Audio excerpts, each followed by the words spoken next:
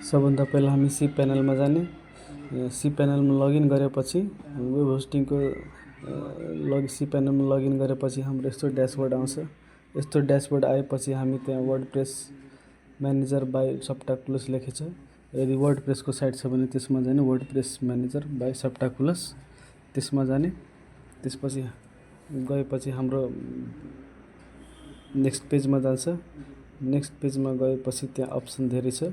तपाईको एउटा वेबसाइट छ भने एउटा मात्र वेबसाइट देखाउँछ, यदि धेरै वेबसाइट छ भने धेरै वेबसाइट देखाउँछ। अनि त्यसपछि तपाईलाई कुन डिलिट गर्नु छ त्यहाँ राइट साइडमा एउटा बक्स छ, त्यो बक्समा क्लिक गर्ने। क्लिक गरेपछि त्यो सिलेक्टेड हुन्छ। सिलेक्ट भएपछि हामीलाई तल दिएको छ विथ सिलेक्टेड भनेर त्यहाँ चुज गर्ने। रिमुभ कम्प्लिटलीमा चुज गरेपछि राइट साइडमा गो बटन छ, गो बटनमा क्लिक गर्नुपर्छ।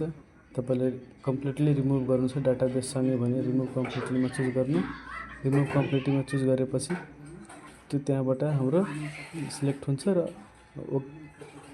रिमुभ त्यहाँबाट कम्प्लिटली हुन्छ।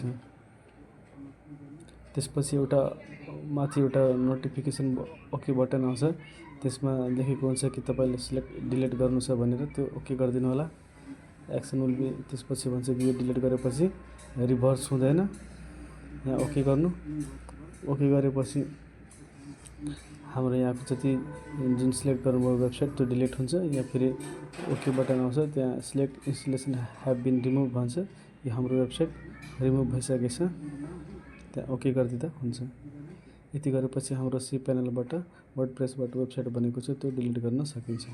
यहाँबाट हामी सिक्न सकिन्छ कसरी सी प्यानलबाट वर्डप्रेसबाट वेबसाइट हामी डिलिट गर्ने, कुन प्रोजेक्टको वेबसाइट छ त्यो डिलिट गर्न मिल्छ। भिडियो हेरेर गर्न सकिन्छ।